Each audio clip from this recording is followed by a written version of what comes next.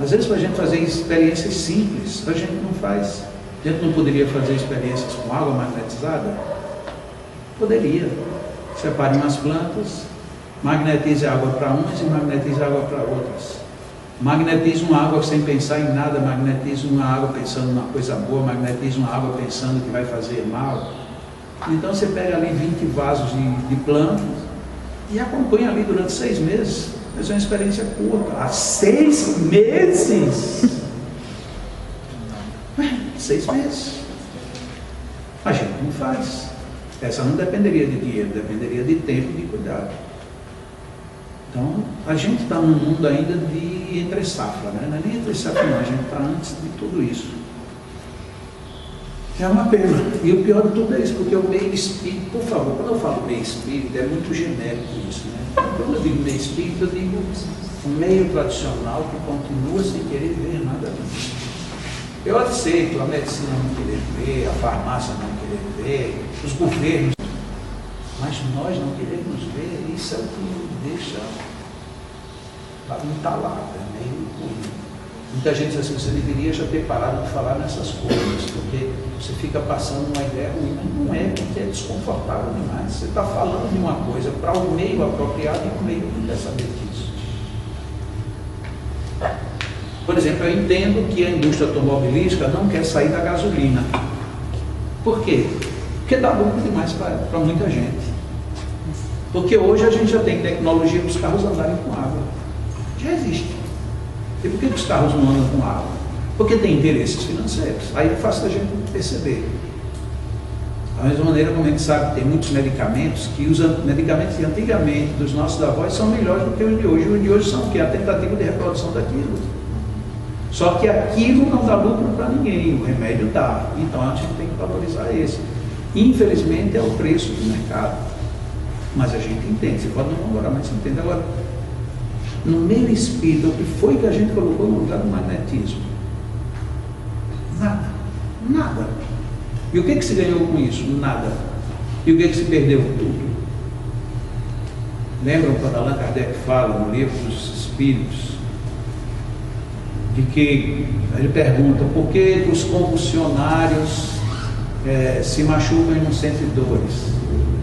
Por conta do magnetismo que atua no sistema nervoso igual a certas substâncias. A resposta é pura e mais objetiva. E por que a gente não entende isso que ele disse? O magnetismo atua no sistema nervoso igual a certas substâncias. Pronto. Peraí, se o magnetismo atuou no sistema nervoso ao ponto do cara não sentir dor, então significa dizer que eu tenho condições de atuar no sistema nervoso porque a pessoa não sinta dor. Ah, como é mágica? Não, você tem que estudar, tem que descobrir quais são os caminhos, só isso. Mas que é possível, é. E no meio espírita a gente está tão engasgado, tem um outro assunto que eu às vezes eu coloco, acho que eu já coloquei até aqui uma vez, acho que sim, é a questão do relacionamento pessoal. Quando Allan Kardec trata disso, a partir da questão 336, se não me falha a memória, a partir da 336, relação pessoal, aí os Espíritos disseram para Kardec, o piloto desta ciência é o magnetismo, que um dia compreendereis melhor. Mas peraí, o problema de relacionamento pessoal não é problema de reencarnação, não. Os Espíritos disseram que é um problema de magnetismo. Aí o que foi que a gente fez com isso? Nada. A gente continua tendo problema de relação pessoal e não sabe magneticamente onde pode ajudar ou atrapalhar. Será que não se perdeu com o tempo, né, a questão que você está trazendo agora, que eu achei super interessante? O magnetismo somos nós, aqui encarnados. Sim. Né? Talvez a grande maioria dos espíritos acreditam ainda que o passe vem do nosso mentor espiritual, dos mentores da casa. E talvez aí deixou-se de se praticar o magnetismo no ser encarnado, né? E até deixaram de acreditar um pouco nisso, né? Pois é, mas deixa bem, esse aqui é o nosso problema. Nosso. Que ninguém tenha visto, não tenha querido ver, tudo bem, mas não queira tirar dos outros verem. Você pode nunca ter visto, aí de repente você assistiu um seminário e você disse, poxa, eu não tinha pensado nisso. A partir daí você vai pensar. O danado é que não se quer ver e nem quer que os outros vejam. própria zona de conforto. Né? Eu até brinco com uma informação, eu até brinquei hoje aqui com a minha irmã, brinquei muito rápido, que é: os espíritos fazem tudo. A minha resposta para isso é: então por que eles não fazem? Se eles fazem tudo, então onde é que eles estão que não fazem? Imagine você com o seu filho gravemente enfermo. E aí você vai esperar que os espíritos façam. Aí você leva para o médico cura. Mas você não poderia curar. E se você levar para o médico e o médico também não curar? Aí você vai aceitar que foi porque era o destino dele? Isso é muito bonito para a gente dizer com o filho dos outros. Né? Não, porque Deus quis, é a vontade de Deus. A vontade de Deus é que eu faça o melhor possível, o máximo possível. Essa é a vontade dele. E Allan Kardec teve essa resposta também no Evangelho segundo o Espiritismo. Não, mas se você for ajudar uma pessoa, a gente não pode interferir no que estava programado. Antes pensais o que eu posso fazer para ajudar. Veja que a resposta é diametralmente oposta.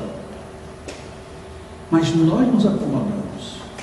Nós ficamos esperando que alguém vá fazer, ou vá dizer, ou vá deixar de dizer. Ah, mas eu assisti uma palestra e fulano disse que nada disso é necessário. Eu recebi um e-mail essa semana, é engraçado que eu recebo toda semana, eu recebo coisas, algumas ridículas. Essa foi uma delas.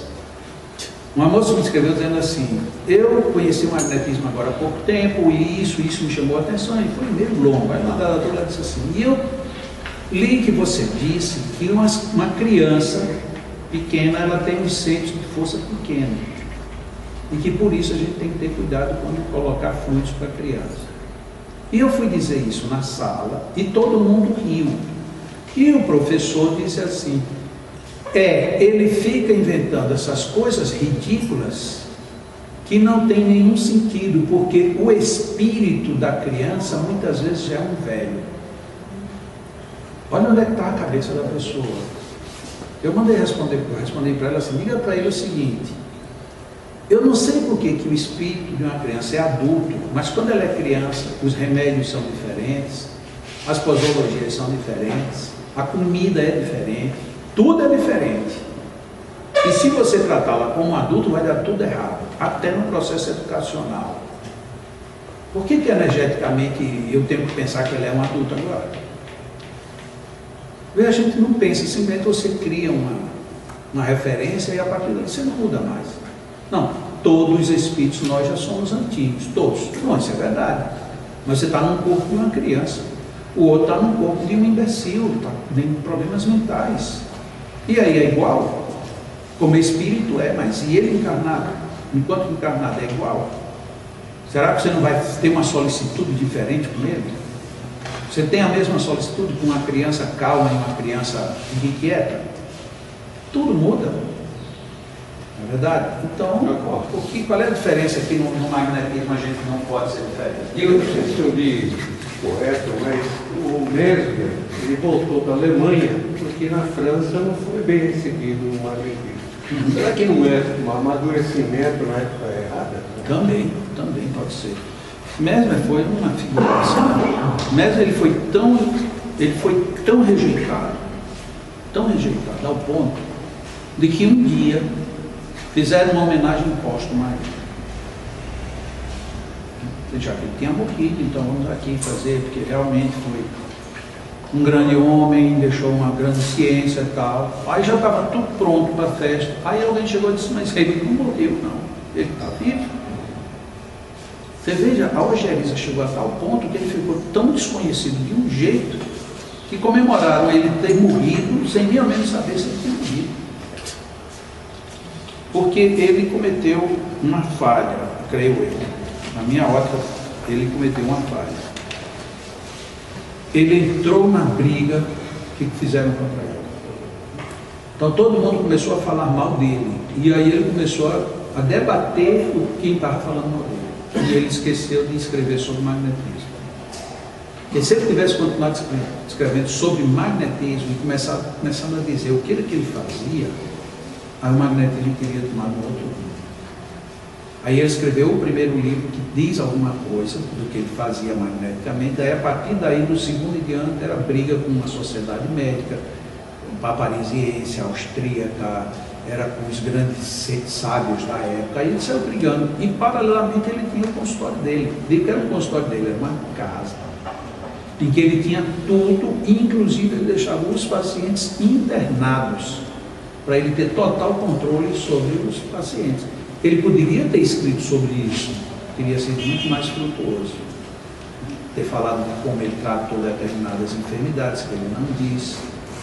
A questão das tinas, que curou tanta gente, mas ele nunca expressou em canto nenhum como era que ele fazia, que é fácil você perceber, porque como colocaram espionagem e replicaram, por que a replicação não funcionou, se era toda igual? Porque faltava um detalhe, era o magnetismo, porque eles simplesmente colocavam os elementos, mas só que mesmo magnetizava a tina dele. Ele poderia muito bem ter dito, eu magnetizo à noite por tanto tempo, dessa maneira, isso, nada disso ele escreveu. Então a gente ficou meio que órfão de mesmo, ao ponto dele ter saído, e ele ficou incógnito, porque ficou trabalhando com populações periféricas, agora sem mais nenhum glamour. Porque no começo ele era tão glamouroso de um jeito, que Chopin não, quem era aquele... Não, Chopin não, aquele que era bem jovem. Mozart. Mozart ia tocar enquanto as pessoas recebiam passes. Lá no consultório dele, era um charme, convenhamos, né? Você recebeu um passe com Mozart ao piano e a senhorita Paradis a cantar. Quer dizer, era uma beleza. Só que isso atiçou vaidades, atiçou rancores, né? Aí iam reis, iam princesas, todo mundo ia se tratar com ele. E isso não se gostou muito. E aí ele entrou nessa briga, infelizmente. E eu digo isso porque é meu ponto de vista por um lado, e por outro lado, teve uma época que nós tínhamos uma reunião de evocação. Porque tem muitos assuntos em magnetismo que a gente não tem resposta. Eu tenho muitos que eu não tenho resposta. E aí nada melhor do que perguntar a eles, né? Então um dia, inesperadamente, ele veio e deixou uma mensagem no nosso grupo. A gente passou muito tempo para dizer isso, né? Porque a gente não queria que se pensasse nada errado. E ele foi e fez um depoimento dizendo isso. Me arrependo muito de ter ido pelo caminho que eu fui, porque eu não me tornei produtivo, a não ser para as pessoas que eu atendi. Ou seja, ele do lado de lá, ele chega à conclusão de que ele deveria ter ido por outro caminho. Era muito melhor ele ter deixado todo mundo falando mal, pode falar à vontade, e ele aqui escrevendo de forma produtiva. Aí depois veio Marquês Pussegui, que foi quem começou a juntar os pedaços, até chegar Deleuze, que foi quem praticamente definiu uma estrutura de procedimentos, né? Foi Deleuze quem definiu isso. O próprio Dupotet foi extremamente valioso, foi quem teve a melhor bibliografia, quem tem mais livros, mas ele também não especifica muito, ele mais narra fenômenos que ele sabia, que ele ouvia, do que necessariamente escreve o que ele fazia. O livro, que são as 12 lições, Magnetismo Animal em 12 lições, esse livro é curioso, porque tem ele, primeiro ele escreveu em 7 lições, tirou 3 edições com 7 lições, na quarta ele passou para 12. E nesse período ele estava próximo a Allan Kardec. Aí ele discute com Allan Kardec, porque não aceitava a ideia espírita. Depois ele começa a ponderar sobre a ideia espírita, e nesse livro, quando a gente chega ali na segunda parte do livro, aí vê ele falando de mediunidade, muitas vezes não usando o nome, né, mas comunicações espirituais e interferências espirituais nas terapias magnéticas. Ou seja, acompanhar a vida do Barão de Coté é bom porque você vê a mudança, né, inclusive como as práticas dele mudaram muito. Nos primeiros livros ele via muitas impossibilidades, muitas. E depois, num certo tempo, ele já vinha para aquela outra vertente de que praticamente dá para furar tudo. Então são as nossas circunstâncias. Bom, nós temos falado sempre dos centros frontais. Eu já escrevi no livro meu o Humeral, mas eu não falava do básico. Por quê? Porque Porque quando eu comecei a falar de centros de força, eu tinha receio de encontrar uma grande objeção no meio espírita. Quando eu escrevi o passe, eu era um desconhecido. Imaginava, inclusive, que a FEB nem ia querer o livro, porque o livro era muito espesso, era muito volume, que a gente vai escrever um livro sobre um tema que era uma pessoa desconhecida. Mas, apesar disso, eu já trabalhava com magnetismo há muito tempo. Mas o livro saiu. Quando eu precisei fazer o manual do passista, que era para corrigir alguns erros que tem no livro do passe, aí eu resolvi colocar o numeral. E eu digo, olha, vão me crucificar, mas eu vou falar do numeral. Para minha surpresa, passou tranquilo, as pessoas não se incomodaram com o assunto numeral. Mas aí tem o básico, que aí já vim colocar no puro e seguro pelos passes. Mas só que à medida que você vai andando, você vai descobrindo que tem outros que sempre existiram, mas que não eram da linha de frente da sua preocupação. Quando a gente começa a trabalhar o refluxo, aí vê que entre o básico e o numeral tem mais alguma coisa, além dos próprios reversos. Aí é quando a gente chega nesse bendito Menemen. Esse Menemen, ele está aqui. Aqui eu tenho o umbilical e aqui eu tenho o Menemen, na frente do outro. Normalmente a gente nem considera o umbilical, a gente considera o gástrico, esplênico e genésico. Porque existe um outro aqui próximo do umbilical, que é um pouquinho abaixo, que é um outro centro que na cultura japonesa ele até era bem desenvolvido, que era chamado um centro da morte. Então aquelas pessoas que se matavam normalmente acionavam esse outro centro. Mas o umbilical propriamente dito, o reverso dele é esse meio.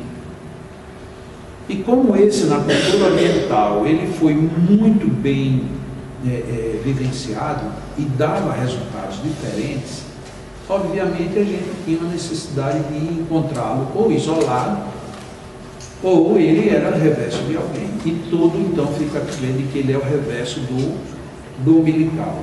E este centro, ele tem funções excepcionais dentro de um sistema de trabalhos.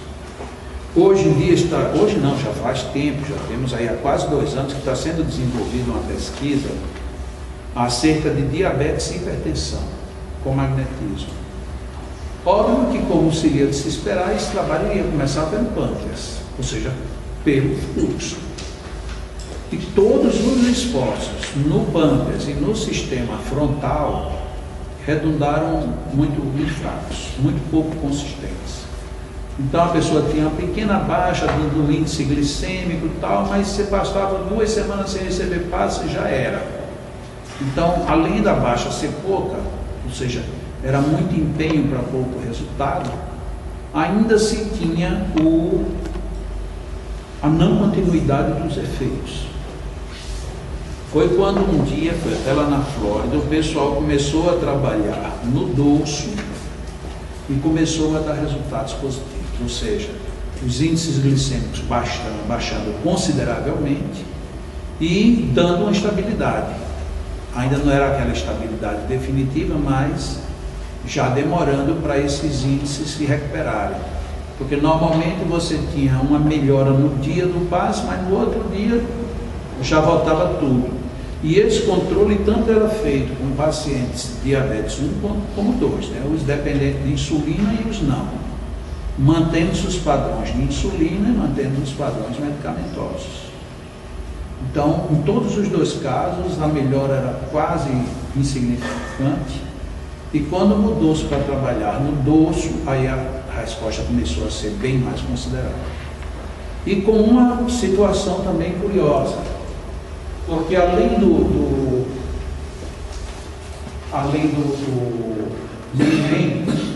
nós tínhamos também a considerar agora, principalmente nessa terapia, não era tanto o reflexo do gástrico, mas o reflexo do cardíaco. Isso tudo por experiências, porque não tinha literatura, tudo em cima de experiência. Então, básico, cardíaco, esses três, tentando procurar colocá-los em harmonia. E o que se obteve no primeiro momento foi uma melhora nos índices glicêmicos e na baixa da hipertensão. E o auge da primeira fase da experiência foi com um paciente que ele tinha extremamente obeso, dependente de insulina e tomando muitos medicamentos para poder controlar a hipertensão, que como se chama hipertensão severa, que já não, os medicamentos também já não resolviam mais, né? Fica sustentando mais num índice muito alto.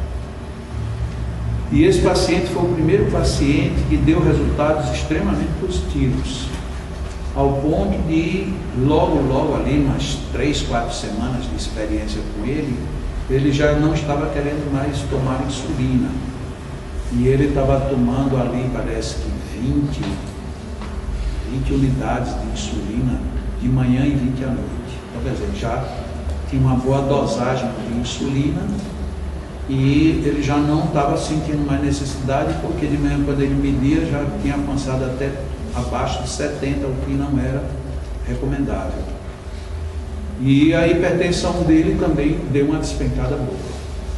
O ruim disso tudo é porque nele funcionou muito bem, mas nos outros pacientes que não tinham um quadro tão grave como o dele, já não funcionou tão bem. Então, por isso é que até hoje isso está sendo pesquisado.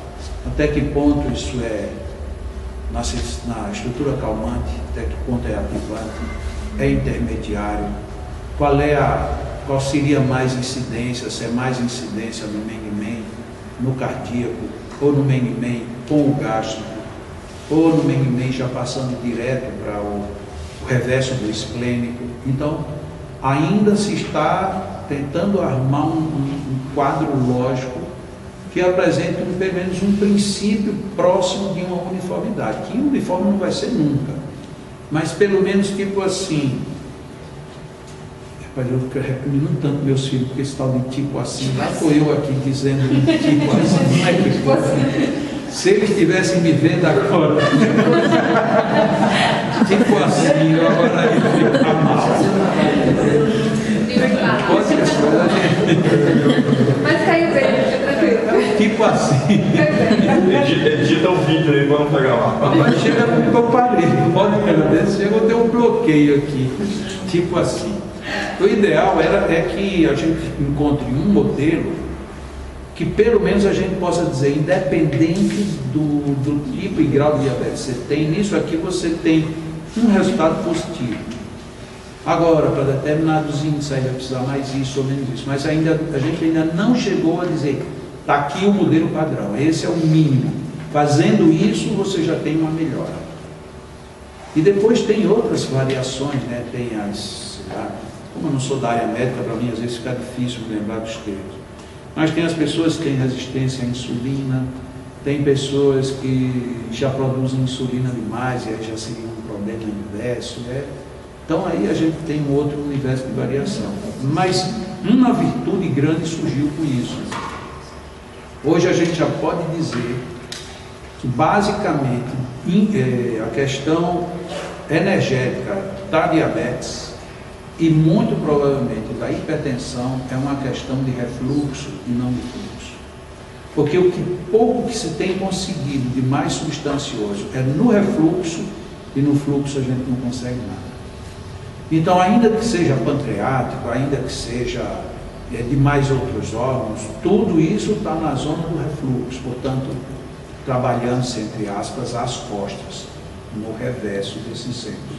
Por isso é que é importante saber onde é que está o reverso do esplênico, o reverso dele, onde é que está, porque aí aqui eu vou chegar aqui num ponto que aí a gente vai dar uma paradinha, né, para intervalo já.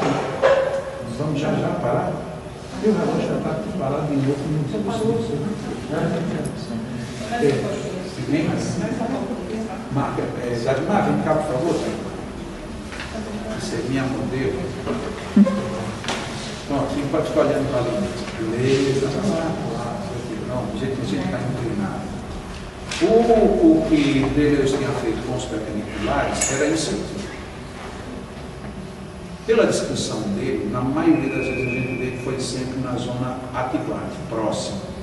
Faça as mãos rápidas na frente de todos os centros. Óbvio que isso passou despercebido dele, que eu tenho um coronário aqui para cima e que eu tenho um esplênico aqui do lado. Então, quando você lê Deleuze, ele vai dizer que simplesmente você passa a mão aqui. Mas para você chegar em determinados níveis de harmonia, você precisaria também trabalhar o coronário e trabalhar o esplênico, que está aqui inclinado, frente e verso, ou fluxo e refluxo dele, ou o verso e o reverso. Então, também eu teria que ser perpendicular nesses dois centros. Então, isso é a técnica perpendicular. Quanto mais perto, mais ativante, ou as camadas ativantes, e quanto mais distante, mais as camadas calmantes. Perfeito? O mesmo valeria para o coronário, o mesmo valeria para o esplênico. Certo? Muito bem. Quando é trabalhado ali no esplênico, o Meng-Men, que está aqui na altura do umbigo, então quando eu trabalho, para esses casos, a gente trabalha basicamente esses centros. Um dos caminhos que foi usado foi dispersa o básico, dispersa o Meng-Men, dispersa o cardíaco, dispersa o esplênico e depois dispersa o coronário. Só que aí em vezes diferenciadas, porque de repente o Meng-Men pode pedir mais dispersivo do que o outro, aí vai depender caso a caso. E também vai ter momentos em que não é só dispersão, em alguns você vai ter que concentrar e em outros só dispersar e vice-versa. Então é isso que a gente está analisando para ver a que ponto o que é melhor para ser mais genérico. E depois então, cada um se aperfeiçoando vai chegar num determinado ponto. Mas aí a gente tem aqui coronário, frontal, laríngeo, cardíaco, gástrico e genésico. E parece que a gente aqui dá um salto, né? Sai do esplênico para o genésico. E o umbigo está aqui no meio. E toda a cultura oriental também fala da importância desse centro. Mas aqui no Ocidente, nós também deixamos ele de lado. Só agora, recentemente, é que a gente veio fazer uma consideração aqui sobre o Meng-Men. Mas o Meng-Men, sendo um reverso do umbilical, então esse umbilical tem alguma coisa a ver. E aí, para quem já está fazendo tratamento de depressão, eu sugiro, preste bem atenção nisso aqui. Isso aqui é uma novidade. Como é que a gente trata a depressão dentro do modelo do TDE? A gente tem um foco principal no esplênico e nos alinhamentos, correto? E aí variando a cada caso, quantas vezes ou como é que isso é feito. Mas a base é esplênico, que a gente vai dispersar tanto próximo quanto longe, e alinhamentos que a gente também vai fazer tanto próximo quanto distante, certo? Mas a gente não tem nenhum outro padrão para trabalhar bipolaridade nem pânico. E esse é um outro encontro. Você trabalha o depressivo, e o depressivo tem progressos. Mas quando ele tem associado o pânico, tanto o pânico retarda um pouco, como às vezes ele até diz, olha, eu até estou legal, mas de vez em quando me dá umas crises. Aí eu tenho sudorese, aí não quero sair de casa, ou seja, é o pânico que está ali, como quem diz, você me tirou a depressão, mas o pânico está fazendo das suas. Só bem recentemente, mas bem recentemente mesmo, foi que a gente percebeu onde é que poderia estar um segundo bloqueio, e este agora mais voltado para o pânico. E aí veio a surpresa, a associação entre o Meng-Men e o umbilical. Óbvio, quando a gente vai fazer isso, a gente vai fazer tudo da forma tradicional que a gente faz. Então eu vou pegar esse centro aqui e vou fazer a mesma coisa, vou dispersar muito. Tanto eu posso primeiro dispersar só um, depois dispersar só o outro, depois fazer com perpendiculares, eu posso fazer as variações que eu quiser. Deu resultado? Deu, porque você está fazendo mais alguma coisa, mas não era aquele resultado que a gente queria. Porque dá resultado nem sempre conforme. Esse era o caso. As pessoas com pânico diziam que tinham melhorado. Mas melhorado não é dizer fiquei bom, eu estou melhor, não quer dizer que eu estou bom. E aí a gente terminou fazendo uma experiência também curiosa. Existe uma técnica que eu acho que quem já fez curso aqui vai se lembrar, chamada imposição por impacto. O que é a imposição por impacto? De repente eu quero fazer um concentrado de energia aqui nesse ombro, ou no braço. Mas eu quero fazer um concentrado ativante, então é aqui bem próximo. Ah, mas eu quero fazer também aqui, então eu quero fazer um concentrado desde a zona calmante até a zona ativante. Então a gente faz uma pulsão magnética, ou seja, você induz um jato magnético e você aproxima rapidamente a mão de onde você quer, para onde você quer, a uma distância de mais ou menos 1 metro. Então aqui você induz uma grande projeção magnética e comprime ela toda aqui na zona ativante. Isso gera um impacto energético muito forte. Então, isso seria uma imposição ativante nesse ponto. Se eu precisar soltar, depois eu despeço. E se eu for dispersar, eu vou afastando a minha mão gradualmente, como se eu estivesse laminando, para poder atingir os melhores espaçamentos de onde eu fiz tudo isso. Lembraram da imposição por impacto, certo? Para quem já fez curso, tá bom. Aí agora, no caso do pânico, a gente já tinha feito dispersivo e dispersivo. Concentrar não é recomendado, pelo mesmo princípio. O depressivo ele tem tendência à congestão. Se você concentra, ele se congestiona. A filtragem nele não é boa. Então, qualquer técnica que se fizesse com ele teria que ser dispersiva. E já tínhamos deduzido isso, de que era provável que o neném e o umbilical eles estivessem sendo causadores disso, porque na estrutura energética aqui gera uma grande descompensação.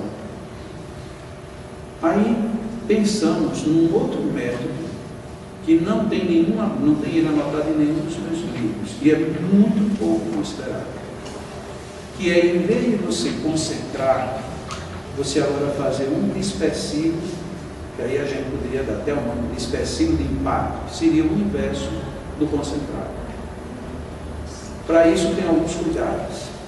A minha mão não pode chegar e parar. Ela tem que vir e já chegar em movimento. Em vez de ir aproximando, ela agora afastar. E muitos casos têm sido exatamente assim. Logo em seguida, aí fazendo vários dispersivos, como que quebrando essa cadeia. Os efeitos nos pacientes de pânico têm começado a ser extremamente significativos.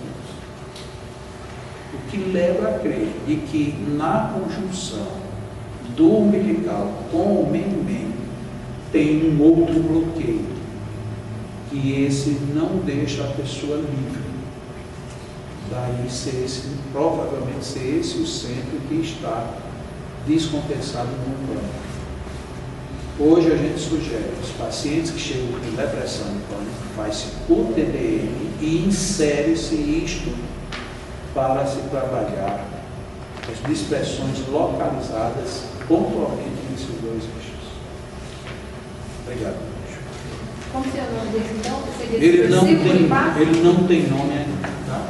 Mas é mais ou menos Se você coloca dispersivo por impacto, você vai se lembrar da imposição, aí já fica mais impossível. Posso perguntar uma coisa? Olha. Eu já perguntei para 1000 pessoas e há muito tempo eu tenho isso. Às vezes eu acordo de madrugada, um gelo saindo assim do meu umbigo, é como se eu sentisse assim, uma corrente saindo assim. E aquilo dá uma palpitação, e eu sinto aquele frio, aquele gelo, aí me dá medo, aí eu coloco as duas mãos. Às vezes passa, mas às vezes não passa, de imediato eu tenho que levantar, Bom, molhar a nuca, lavar a mão, qualquer coisa assim, para poder passar aquela coisa. Isso tem alguma coisa a ver com a depressão? é muito provável que sim. É muito provável. Porque a depressão, ela não descompensa apenas o esplênico. O esplênico é o principal que atrapalha. Ele é o começo da história, ou o fim da história, como queira. Mas se ele tem uma associação direta com o genésico, e a gente não considerou esse, obviamente, se ele tem com o genésico está mais lá embaixo, ele tem também essa. A sensação E aí ele pode gerar 1000 coisas diferentes. Pode ser que lá na frente isso seja incorporado em outras terapias, né? Porque é como a gente colocou aqui rapidamente, sem dizer objetivo. Todo e qualquer tipo de pesquisa nessa área é lento o resultado. A gente não tem como ter um laboratório de pesquisa. Eu até já pensei em fazer na minha casa, mas eu teria problemas enormes. Quem é que eu vou pesquisar? Porque vai ter tanta gente querendo ir. E aí eu teria que ser muito chato. Mas eu já tenho mais 2 magnetizadores para fazer comigo. Eu estou com um espaço todo. Eu acho que mais dia menos dias eu vou terminar começando, porque é o jeito. Tem algumas coisas que não dá para ser só no tratamento convencional. Vai ter pessoas que eu vou ter que provocar o erro. Né? Porque você não tem uma pesquisa sem ter o placebo e sem ter a contraprova. E não é fácil você escolher alguém. Eu sei que para laboratórios é fácil, porque envolve 1000 questões e eles conseguem contornar, mas no nosso caso, que a gente está aqui para te ajudar. Bom, eu vou fazer um negócio talvez dê errado, você tem que aguentar. A tal da pesquisa ela é ruim, ela tem horas que você entra num buraco negro. Eu disse para o senhor, né, que estou saindo de uma crise depressiva, então, mas como eu sinto isso há muito tempo, o senhor acha que isso pode ser uma das causas? Pode estar. E porque se não está aí, aconteceu nada assim para eu e se ficar. está aí, está atrás também. É porque a depressão no esplênico ela é tão forte que ela inibe todos os outros. Tanto inibe que vem aquela clássica situação. Você, quando entra em depressão, você altera o apetite, altera a libido, né? Depois se altera problemas cardíacos. O pânico é terrível. E Né? o pânico é pior ainda. Porque o pânico você fica. Você Com tem medo. medo de algumas coisas, e é um medo que não se justifica. Quando você está fora da crise, você diz, mas como é que eu pude ter medo disso? Aí você chega aqui e diz, eu estou com medo daquela cortina. Pronto. A desgraça está feia. Porque todo mundo vai ir e ninguém vai entender que isso é algo acima do. O pior é que as pessoas não entendem. Não entendem, mas lógico que quem não teve, não entende mesmo, não. As pessoas dizem assim, não, isso é bom, pense direitinho que não é nada disso. Você não tem como pensar direito, nem como pensar errado. Mas, Jacó, para você conseguir ter reconhecimento científico disso aí, é você aliar isso a uma universidade. Não entendi. Para você ter reconhecimento científico das coisas, você precisaria estar se aliando a uma universidade. Sim, O pessoal de Ribeirão Preto tem trabalhado, Sim, mais sim. Minas também tem trabalhado. Aqui em Taubaté, a gente está agora com a espiritualidade e medicina na faculdade. E até o Alexandre Serafim, que é o responsável pela disciplina, ele está começando com as ideias de pesquisa e a gente está pensando em fazer algumas coisas. E aí a gente consegue realmente ter algum conhecimento científico. Ah, sim. A gente já esteve perto de algumas coisas, sabe, André? Perto, mas, por exemplo, eu tenho um médico amigo lá, que ele é da área de gastro, um médico muito bem conceituado em Natal.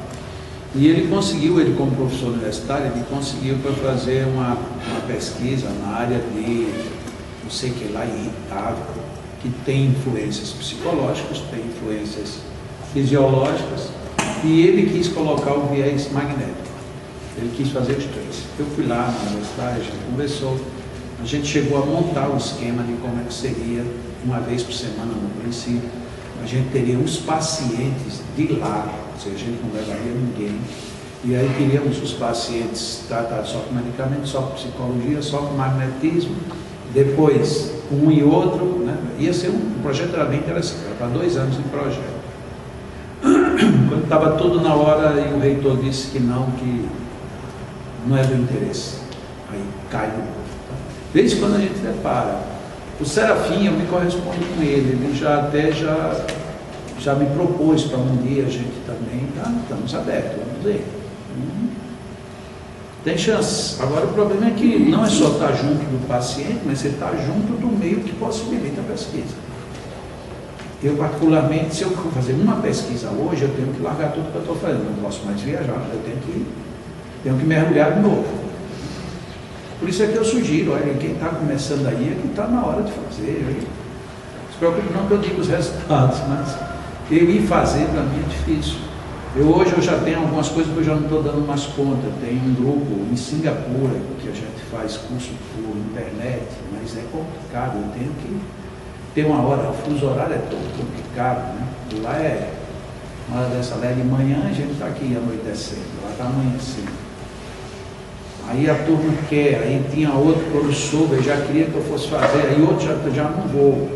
Eu tenho os artigos que eu tenho compromisso de escrever todo mês. Tem viagem todo final de semana. Quando eu não viajo é porque tem um café cultural lá na Natal e eu estou preso. E ainda por cima eu tenho filhos pequenos. Eu tenho um casal com 10 anos e eu tenho uma pequena que fez 4 anos agora. Então, como é que fica? Eu nunca estou nenhum final de semana com essa turma. Então tem um peso de família. Livros para escrever, eu estou com um livro que era para estar escrito há 1 ano, era para estar publicado, e ainda estou escrevendo. Eu não posso fazer pesquisa. E posso, mas eu tenho que largar tudo. Então, alguém vai ter que fazer, vai chegar uma hora que alguém vai ter que fazer. O tempo para mim vai passando. Eu já estou há 50 anos no magnetismo. Comecei com 15, estou com 65. Já passei da hora, a minha hora já passou, né? Agora a hora é dos mais jovens, você, por exemplo. Nesse período todo aí, o que a tecnologia veio a favorecer? Há muita coisa, tem muita coisa disponível aí, mas tem que agora alguém ir atrás, né? Mas quando fala em tecnologia como para a medicina ortodoxa? Né? Sim, mas mesmo assim, tem muita coisa na medicina ortodoxa que é extremamente valioso, muito valioso. Eu digo no magnetismo, alguma coisa que comprova mais, com evidências mais claras, mais simplórias. Imagine bem, você pega uma tomografia computadorizada de alguém que foi tratado só por magnetismo, você está usando a tecnologia de agora. Você não está usando a tecnologia para aplicar, mas está para conferir, para avaliar. Tá? Ok, uma dúvida na medicina ortodoxa se prova com exames palpáveis, né? Que não dependem exclusivamente de acreditar em algo que transcende a matéria. Né? E para o magnetismo, existe alguma coisa que comprove? Não, tem uma pessoa até daqui do estado de São Paulo que me mandou um material há umas 2 semanas e eu ainda não olhei. Que é um aparelho que é muito simples, que dá para você perceber algumas coisas de campos energéticos. Eu estou com isso lá em casa. A pessoa me mandou, tem isso lá em casa. Inclusive já desenvolvi um software para isso. Já foi com um software. Tem gente fazendo alguma coisa. É mais hardware do que software nesse caso? Não, mas é um software. É um software. E aí tem lá um material que mandou, mas eu teria que abrir tudo para ver como é que funciona. Mas já tem. E isso bem simples. E já teve, inclusive teve um grande pesquisador japonês que morava nos Estados Unidos, Motoyama, que ele fez e ainda vende hoje umas máquinas para acupuntura, em que você mede os pontos dos meridianos. E você mede com a aferição perfeita. Com eletrodos, né? Ele fez um outro para campos vitais, para chakras. Mas por que motivo ele parou de fazer isso, eu não sei. Inclusive as máquinas dele são tão respeitadas que existem em muitos hospitais nos Estados Unidos. Recentemente que eu digo há uns 5 anos, foi que ele fez um protótipo portátil, que você pode usar com um laptop, para você fazer isso em pequenos consultórios. Né? Na época, quando isso foi lançado, estava sendo vendido, na minha visão, muito barato, $8.000. Era o laptop já vindo com material, porque as versões hospitalares dele eram caríssimas. Qual é o nome dele? Motoyama. Eu não me lembro o primeiro nome. Esse Yama é com Y, Motoyama. A pesquisa clínica já tem. Não entendi. Pesquisa clínica? Sim. Já tem. Estava conversando com você ali no foto. o pessoal de Ribeirão Preto acabou de publicar numa revista indexada de impacto internacional sobre o trabalho de passe que eles fizeram lá no tratamento semanal, durante 8 semanas, com pacientes com depressão. E tudo metodologicamente perfeito dentro do que é exigido assim. Tanto que foi conseguido publicar numa revista internacional de peso. Mostrou o resultado objetivo. Olha que coisa curiosa, esse pessoal de Ribeirão que fez isso, eles hoje, sábado, eles estão em Bauru. Porque em Bauru tem um centro, que é o centro do Richard Simonelli, que trabalha a depressão por esse modelo nosso. E eles estão lá hoje para fazer algum acerto, porque eles querem fazer essa experiência com essa metodologia. E aí o menino de Bauru, ele me escreveu esta semana dizendo: Jacó, venha para cá. Não é tão fácil assim. Porque ele queria que exatamente hoje eu estivesse lá em Bauru para a gente conversar exatamente com a equipe de Ribeirão Preto. Eles estão querendo metodizar lá alguma coisa. Eu disse: não, você veja lá depois, me diga. Se for o caso de valer a pena, no outro momento eu falo. É exatamente a mesma equipe que fez esse trabalho a que você está se referindo. Então tem, alguma coisa está acontecendo, mas eu acho que é muito pouquinho, é insignificante. Diga. Aqui em São José tem um rapaz que trabalha na atletismo e ele tem as coisas lá de humano, assim como tem esses cursos que você tem, e só que ele trabalha com ensino perpendicular, e só que ele vem com um pêndulo.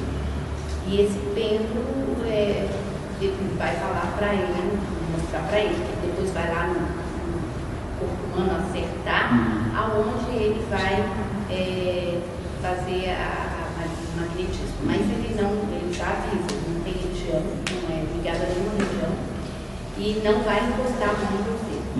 Então, dor de cabeça. Chega lá com dor de cabeça. Ele falou do sol da pé, e de magnetizar os pés e as pernas até o joelho. E ele faz frontal, faz dorsal e vai lá e acerta até o momento que o pêndulo está girando no correto, naqueles pontos que ele viu. Então você chega com dor de cabeça, ele não vai na cabeça. Então quando você iniciou hoje, falando isso, eu lembrei bem que lá ele foi aqui em São José, e ele trabalha com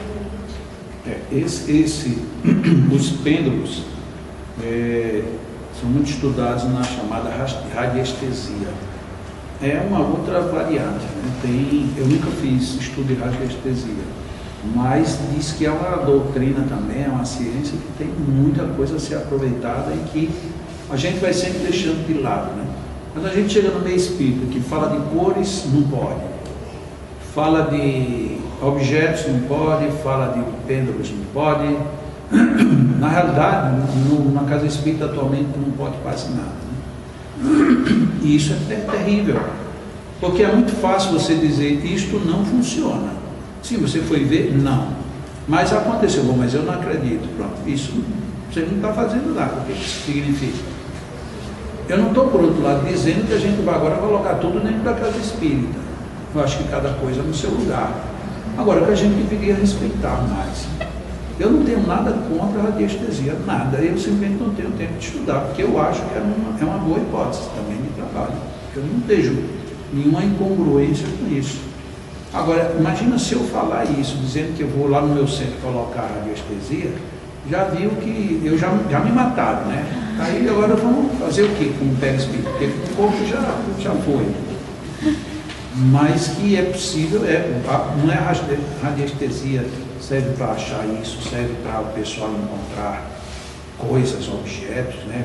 Água para encontrar joias, para encontrar tudo. Não é possível que a humanidade esteja errada, porque isso não é uma coisa de agora, isso já vem de milênios. Será que todo mundo estava errado até hoje, só eu estou certo? E o mesmo é o magnetismo. O magnetismo não começou com o Mesmer. Mesmer foi quem trouxe o destaque nos tempos modernos. Mas antes disso, Jesus teve magnetizador maior do que Jesus nesse mundo. Aí a pessoa diz, mas eu não acredito em Jesus. Pronto, aí desgraçou tudo. Mas se você acreditar, você não tem como dizer que ele não foi magnetizador. E ele foi magnetizador caprichado, né? Ele solta a língua do sujeito, passa a cuspe e fica pronto. O Pedro corta a orelha do cara, ele pega a orelha no chão. Eu acho que ele passou na língua, eu acho. Fez assim e colou lá no sujeito. Operação cirúrgica, plástica, sem nada. Sem raio laser, sem coisa nenhuma. Ah, mas isso é fantasia. Bom, então, aí eu já não sei mais o que falar. Teve um dia que eu estava discutindo com uma pessoa sobre o magnetismo, e aí eu falei uma citação de Allan Kardec na revista Espírita. Isso era uma discussão, lista de discussão. Na época o nome era esse que dava, né? Hoje em dia isso não existe mais. E na lista de discussão aí eu coloquei o texto de Kardec. Ele chegou e disse, não, mas texto de Allan Kardec de revista Espírita, ou a opinião que ele colocou depois de pergunta, não vale, só vale o que os Espíritos responderam. Eu digo, pronto, o nosso assunto acabou agora. Agora a partir de hoje eu já não tenho mais o que conversar com você. Ele ficou com raiva de mim, não sei se ele tinha razão ou não, mas porque na hora que eu não puder usar o argumento de Allan Kardec, então já não deu mais a fazer. Bom, Allan Kardec colocou uma nota, bom, isso aqui não serve. Então, o que serve? Daqui a pouco ele vai dizer, não, mas esse espírito é católico demais, porque também tem, né? Você lê alguns comentários do Evangelho, é mais católico do que o que os padres estão dizendo hoje. E aí, como é que fica? Mas quem era que estava escrevendo? Era São Luís. São Luís era Papa. Não foi Santo Agostinho. Santo Agostinho foi uma autoridade da Igreja Católica. Você quer que ele fale como? Você quer que ele esqueça isso, né? Que tem essa raiz. Vamos fazer o nosso intervalo. Daqui a pouco continuamos, não é isso, meu Deus? Continuaremos amanhã. Não entendi. Continuaremos amanhã. Ah, continua amanhã? Eu pensava que nós continuava hoje, estava com todo o gás.